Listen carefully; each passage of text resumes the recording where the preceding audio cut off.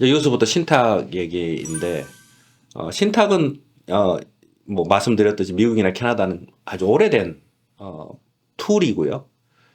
상속 전략의 방법입니다. 수혜자, 그러니까 영어로 베네피셜리의 그 혜택을 주기 위해서, 이익을 위해서 법률 관계를 형성하는 건데, 그게 트러스트 디드라는 계약서입니다. 그걸 쓰게 되고요. 그건 이제 설립자가 있습니다.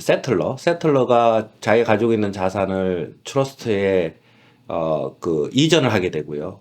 목적은 수혜자한테 이익을 주기 위해서.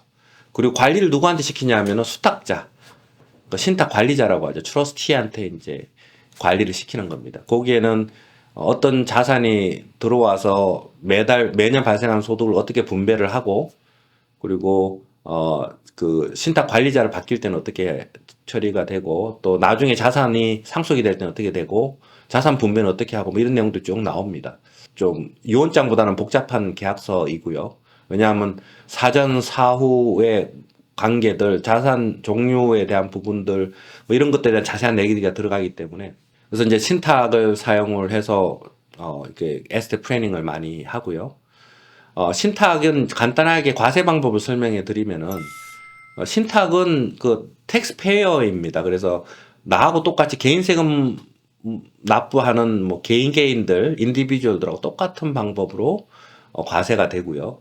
그 대신에 이제 우리는 T1이라는 세금 보고를 하는데, 신탁은 T3라는 세금 보고를 하게 되고요. 그리고 세율은 굉장히 높습니다. 원 텍스거든요. 53.5%면 개인 세율 중에 가장 높은 한계 세율입니다. 그래서 이제 굉장히 높은 세율이 책정이 돼 있고요. 근데 이제 신탁은 내가 이제 어느 시점에 신탁에 넣어야 되잖아요. 세금 목적으로.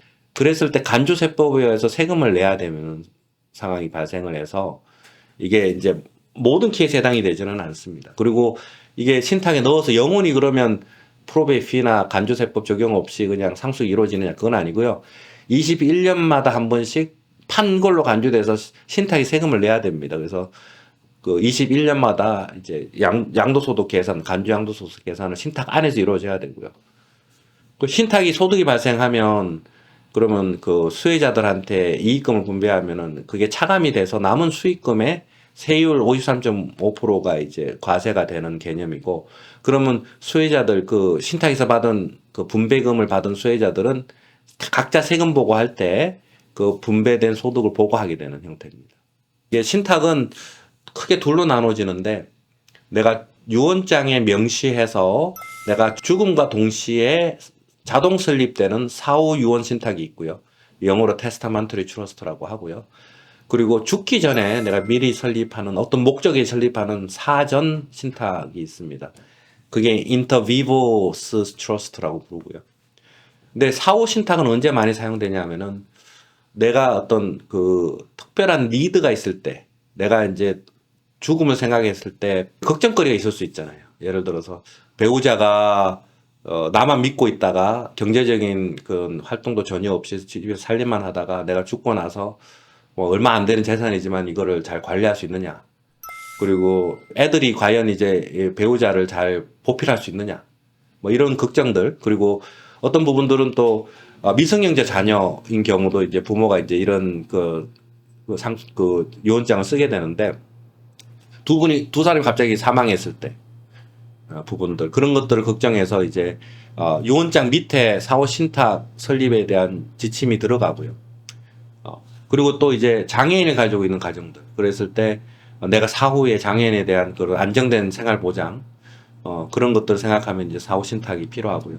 또 어떤 경우는 내가 손자 손녀가 있는데 자녀한테 직접 상속이 되는 걸 원하지는 않고, 내 손자 손녀가 내가 가지고 있는 요 자산에 대해서는 교육비로도 썼으면 좋겠고, 요거 갖고 뭐 여행이라도 다녀서 견문을 넓혔으면 좋겠고, 다른 얘기가 또 내가 외동딸이 하나 있는데 뭐 사위가 그렇게 믿음직스럽지 못해요. 외동딸이 나중에 힘들 것 같아. 그런 경우 이제 신탁을 통해 가지고 내가 원하는 걸 충족시킬 수가 있습니다. 근데 요거 같은 경우는 다 상속을 하고 나서 그 신탁을 새로 설립하고 유언장에 의해서 신탁에 자산을 넣기 때문에 프로베이 프로세스 다 거쳐야 됩니다. 간주세법에 의해서 세금 다 내게 되고요. 그러다 보니까 실제로 사후 유언 신탁에 들어간 자산 금액이 크지 않을 수 있습니다. 그리고 이제 사전 신탁들이 쪽이 있는데 이건 뭐 제가 말로 말씀을 드리면 미리 설립한 죽기 전에 설립한 신탁인데 이게 이제 배우자 신탁이 대표적인 거고요. 그리고 이제 최근에 이제 많이 사용하는 게 그 알타이고 트러스트 조인트 파트너 트러스트에서 사전에 죽기 전에 설립한 회사인데 본인을 위한 신탁입니다. 본인과 그 배우자를 위한 신탁. 요걸 통해서 이제 내가 가지고 있는 자산을 이전하게 되면은 원래는 신탁에 이전할 때 아까 말씀드렸듯이 간주세법에 의해서 판걸로 간주돼서 1차로 세금을 내야 된다 말씀을 드렸죠. 근데 이제 이럴 경우는 원가로 이전이 가능해서 텍스 디퍼가 됩니다. 그래서 간주세법 적용을 안 받을 수 있고요. 그 조건이 65세 이상이어야 됩니다. 본인과 배우자가 65세 되신 분들만이 해당이 되고요. 그리고 내가 살아있는 동안에는 나와 내 배우자가 신탁에 발생한 소득을 분배받고요. 내가 죽고 나면은 자산이 이 안에 드는 자산이 상속이 됩니다. 그러니까 이건 이제 사실은 유언장을 대체할 수 있는 그런 트러스트입니다. 그리고 이제 내가 죽고 나서도 트러스트 안에서 이제 자산 분배가 이루어지기 때문에 유언장에 한 상속 자산을 포함되어 있지 않기 때문에 프로베이 프로세스나 프로베이 피는 면제됩니다. 그걸 할 필요가 없습니다. 신탁의 장점을 이제 좀 설명해 드리면 결과적으로 신탁을 설립을 했을 때 과거에는 그 절세 효과도 있었습니다. 세율이 53.5%가 아닐 때. 근데 지금 세율을 굉장히 올려놨고요.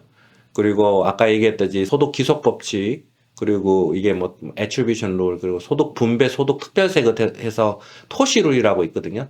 tax on split income 관련된 이런 여러 가지 그 가족 간의 신탁을 통한 소득 분배를 금지하는 법을 많이 새로 만들었습니다. 최근에. 그래서 신탁을 통한 절세는 없다고 보고요.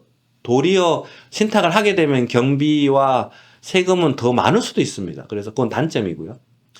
그러면 이제 신탁을 왜 하느냐? 그러면 이게 세금 절약하는 장점은 없다고 본다면 다른 장점이 그보다 커야지 신탁이 좋겠죠. 그래서 그 외의 장점은 뭐냐 하면 가장 큰 게 컨트롤입니다. 컨트롤이 뭐냐 하면 신탁 관리자에 의해서 신탁을 관리하게 되니까 재산권과 운영권을 계속 유지를 내가 하는 거죠. 보통 트러스티는 내가 하니까. 내 자산이고 내가 세틀러면 내가 트러스티도 되거든요. 내가 죽고 나면 어떻게 되느냐. 내가 내 원하는 대로 잘 관리할 사람한테 트러스티를 맡기면 됩니다. 그러면 내가 죽고 나서도 뭐 예를 들어 자녀가 마음대로 그걸 처분하고 마음대로 쓰는 게 아니고 트러스트 안에 있는 한은 내 원하는 대로 집행이 될 수밖에 없습니다. 그래서 재산권과 운영권이 내 원하는 대로 죽기 전이든 후든 유지된다. 신탁을 통해서. 그리고 이 가장 큰 또 장점인데 신탁을 통해서 자산을 이제 이전시켜 놓으면 신탁 안으로 그러면 이제 가족들의 그 사업 실패나 채무 문제, 이혼 소송 문제, 유산 분쟁에서 많이 보호받습니다. 이 자산이. 뭐 예를 들어서 내가 이제 사전 증여도 할 수 있잖아요. 자녀한테. 이제 그런 경우는 이제 자녀가 앞으로 발생할 사업 실패나 이혼 소송이나 이런 있을 수 있는 그런 민사 관련된 부분에서 자유롭지 못합니다. 그게 이제 결과적으로 자산 분쟁의 이제 그 대상이 되고요. 그러면 사전 정리를 할 필요가 없는 거죠. 그래서 그거 부분에서 보호받을 수 있다 이런 얘기고요. 그리고 소득 분배와 재산 분배를 분리해서 가능하다는 얘기인데 아까 말씀드렸듯이 사전에는 부모가 실탁에 넣어놓은 자산에서 발생한 소득은 다 부모가 분배받아 사용을 하고 그리고 만약에 내가 이제 죽고 나서는 그거 갖고 상속을 한다 그러면은 소득과 자산의 분배는 분리할 수 있는 거죠. 그게 이제 내가 원하는 방향이면은 왜냐하면 사전 정리를 해버리면 소득 자체도 자녀한테 넘어가죠.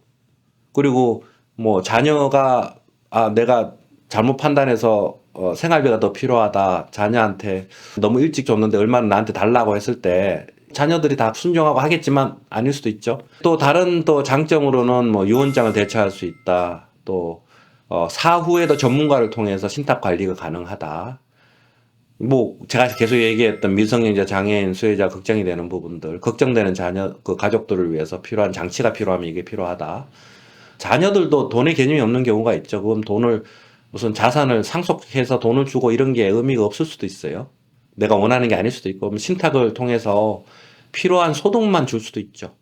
그리고 자산의 분배는 어느 시점을 통해 가지고 한참 후에 자산 정리를 할 수 있고요. 그러면 내가 죽고 나서도 신탁 안에서 상속되지 않고 어느 정도 유지되다가 막 20년 정도 유지되다가 자녀가 20년 후에 받을 수도 있고요. 아니면 계속 소득만 자녀한테 주고 나머지 남아있는 자산에 대한 부분은 기부를 할 수도 있고요. 뭐 그건 여러 가지 방법이 있을 수도 있을 것 같습니다. 그리고 뭐 신탁을 통해서 간주세법을 면제받을 수 있다 뭐 이런 얘기고. 그리고 가장 큰 장점이 그 신탁은 비밀 보장이 가능합니다. 유언은 상속자가 원하면 얼마든지 유언장의 내용을 볼 수 있고 받을 수 있고 알 수 있는 내용인데 신탁은 비밀 보장이 됩니다. 그래서 신탁을 통해서 이루어진 거는 아무도 모르고요. 내용 자체를 알 필요도 없고요. 수혜자도 알 필요가 없고요. 예. 그래서 가족 간의 분쟁을 피할 수 있습니다. 유언장에 있는 내용도 얼마든지 그 상속자들이 불만이 있으면 소송을 할 수 있고요. 유언장의 내용과 상관없이 법원에서 판결을 받으면은 다르게 처리가 될 수 있는 분쟁의 소지가 있습니다. 유언장은.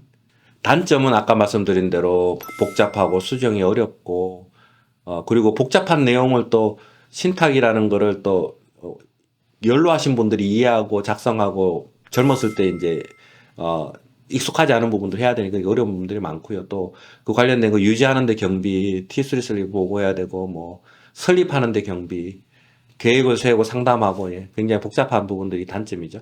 세율이 높다. 이건 이제 어떻게 보면 장점은 없어지고 단점이 될 수도 있습니다. 에스테 프리즈 이거는 제가 이제 뭐 금방 설명을 해드리겠습니다. 그 에스테 프리즈는 아까 말씀드린 대로 미리 내가 상속되는 데까지 기다리지를 않고 내가 가지고 있는 그 부동산이나 주식 시세 차익이 발생하는 것들을 어느 시점에 증여를 하고 증여를 함으로 인해서 양도소득을 확정짓고 1차로 세금을 내게 되죠. 프리즈죠. 그게 프리즈란 얘기고. 그러면 앞으로 발생하는 건 이제 자산이 이전되는 자녀 이름으로 발생을 하게 되고요. 그게 이제 가장 심플한 방법입니다. 에스테 프리즈.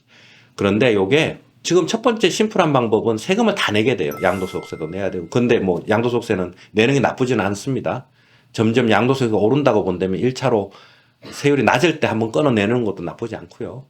그래서 나쁜 선택은 절대 아니고요. 내는 게. 지금 상황에서는. 그리고 뭐 취득세도 내야 되죠. 내가 팔아서 취득세를 내면 좋은데 자녀 입장에서는 요번에 내면 다음에 적게 내는 게 아니고 내고 끝나는 거거든요. 간접세니까. 그래서 이제 취득세를 내는 부분 좀 아깝긴 하죠.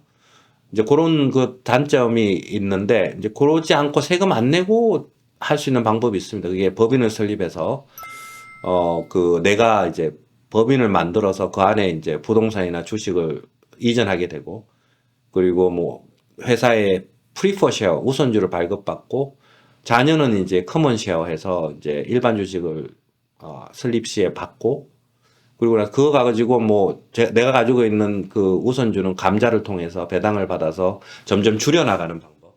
이건 이제 그 간주세법도 피할 수 있고 나중에 프로비피도 피할 수 있고 뭐 여러 가지 줄일 수 있고 하기 때문에 굉장히 이게 에스테 프레임 중에 한 좀 복잡하면서도 내가 부동산을 가지고 있는 분들은 이거 생각해 볼 필요가 있어요. 미리 세금을 다 내서 간주세법을 거의 없어지게 할 수도 있어요. 나중에 상속 시에는 이 법인을 통하면 또 마찬가지 방법으로는 내가 평생 비즈니스 했던 법인이 있어요. 근데 자녀한테 이제 정리하기를 원해요. 그게 계속 비즈니스를 할 수도 있고 그 비즈니스가 매도가 돼서 이제 현금화되어 있는 투자 법인으로 바뀌어 있을 수도 있고 어쨌든 이 법인을 내가 자녀한테 넘기기를 원할 때 내가 이제 그 섹션 86라는 규정을 사용을 해서 그 내가 가지고 있는 일반 주식을 우선주로 전환을 합니다. 그리고 자녀한테는 이제 일반 주식을 발급을 하고 그런 식으로 해서 또 사전 증여를 하고 이 경우도 세금 거의 없습니다. 그리고 상속 시에 그 간주세법에 의한 과도한 양도세는 줄일 수 있고요. 신탁도 마찬가지. 그래서 효율적인 증여 방법을 좀 정리해 드리면 그래서 증여 상속할 때 계획이 필요한데 먼저 효과적인 상속을 위해서는 이제 배우자하고 먼저 충분히 대화를 해야 돼요. 내가 앞으로 사망 시까지 필요한 생활비가 얼마고 어떤 자산이 필요하고 사전으로 정리할 자산이 뭐고 이런 것들을 충분히 계획을 세우는 게 필요하고요. 그 과정 속에서 내가 특별한 니드가 있다면 그 여러 가지 툴들이 있으니까 툴을 제공할 수 있는 회계사나 변호사나 자산관리사, 뭐 자산관리사는 뭐 파이낸셜 플래너라고도 하죠. 그리고 또 프로베이 피도 1.4% 크진 않지만 최대한 줄이는 게 좋기 때문에 절감할 수 있는 계획을 세워야 되고요. 당연히 유언장 작성해야 되고요. 그런 것들을 고려 상황이고요.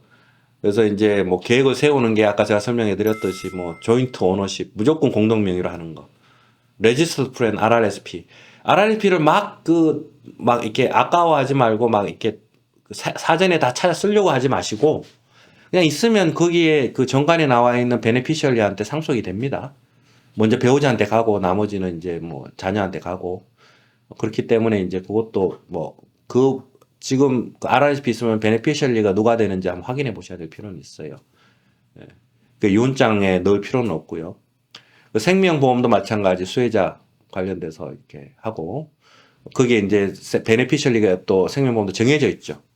생명보험도 지금 오늘 세미나 듣고 나서 생명보험 있는 분들은 누가 수혜자고 몇 프로 누구한테 가고 이런 거 좀 보실 필요는 있어요.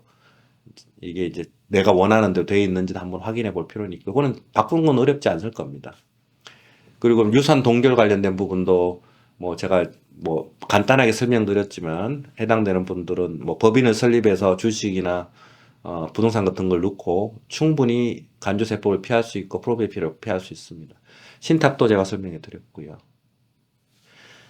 그리고 이제 그냥 팁을 드리면 내가 상속할 자산을 배우자한테 상속하는 게 유리하냐, 자녀한테 상속하는 게 유리하냐 이런 것들이 있을 텐데 일단 양도이익이 많이 발생한 거는 어쩔 수 없이 마지막까지 가지고 있어야 되고 양도이익 때문에 간조세법에 세금을 많이 내야 되는 상황이면 일단 배우자 이름을 상속하는 게 유리합니다.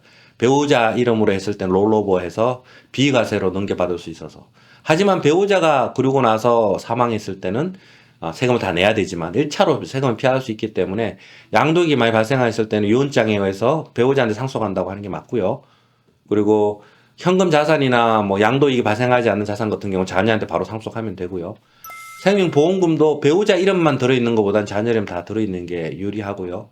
왜냐하면 프로베이 피나 간조세법을 피할 수 있는 방법이기 때문에.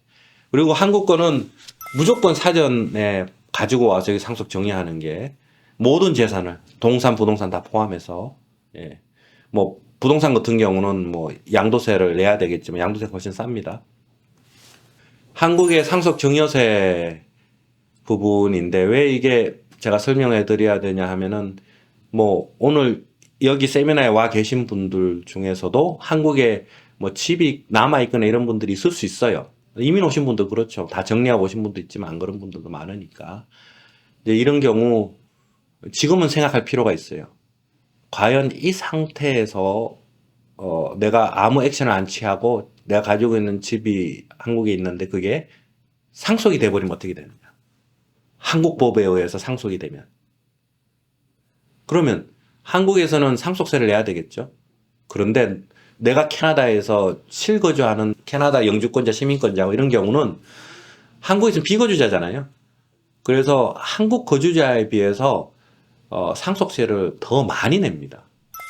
공제를 한국 거주자만큼 못 받아요. 그래서 훨씬 많은 세금을 내게 되고요. 그게 첫 번째 이유로 빨리 정리해서 가져와야 된다는 이유고요. 그리고 뭐 정려도 마찬가지입니다. 정려도 내가 이제 남한테 팔고 양도세 내고 가져오는 게 아니고 그냥 뭐 한국에 남아있는 자녀가 있어 거기다 정려를 해버렸다.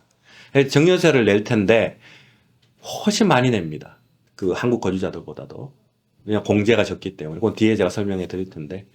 그리고 나서 한국에 있는 그 자산을 상속 정리했을 때 또 어떻게 되냐 하면 내가 캐나다 거주자잖아요. 그래서 캐나다에 세금 보고를 해야 되잖아요. 한국에 일어난 일을. 그러면 상속 전여가 일어나면은 내 캐나다 세금 보고에 그게 판걸로 간주돼서 간주세법에서 양도소득세를 내야 되잖아요.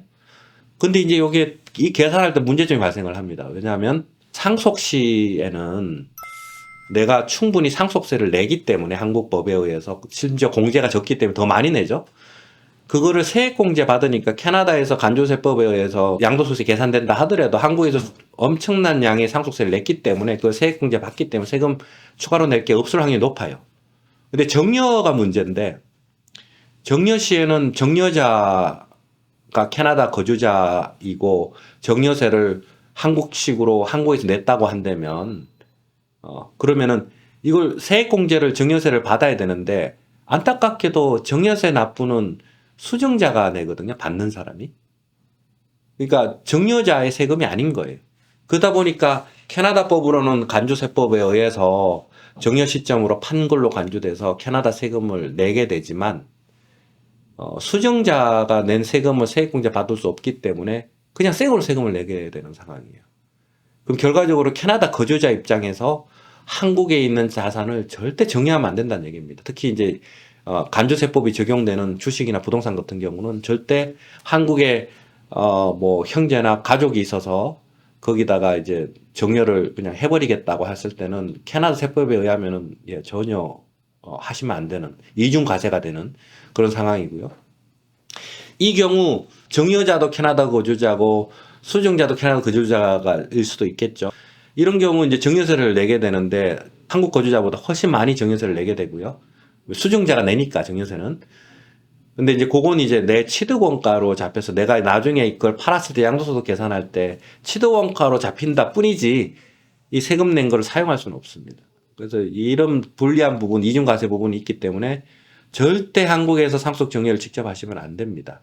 남한테 팔고 양도세 내고 가져와야 됩니다. 한국의 상속세는 상속 자산 가치에 이익이 아니고 상속 가치에 전체 금액의 10에서 50%로 부과가 되고요. 여기 지금 세미나 내용이 캐나다 거주자 입장이니까 캐나다 거주자로서 한국에 있는 자산을 상속이 돼서 상속세를 내는 경우는 기초공제가 2억 원밖에 안 됩니다. 보통 이제 한국의 거주자들 같은 경우는 총괄 공제 5억, 뭐 배우자 공제 및 뭐 인적 공제 다 해가지고 최대 뭐 얼마 50, 30억 뭐 이런 게 있잖아요. 그런 공제들이 다 안 되고 그냥 기초 공제 2억만 딱 됩니다. 그래서 상속세를 많이 내게 되는 상황이고요. 정여세도 마찬가지입니다.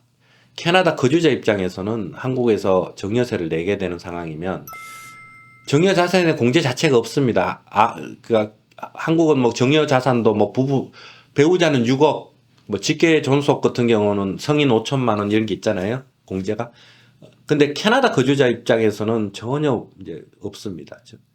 그래서 이제 세금을 생으로 10에서 50% 내게 됩니다.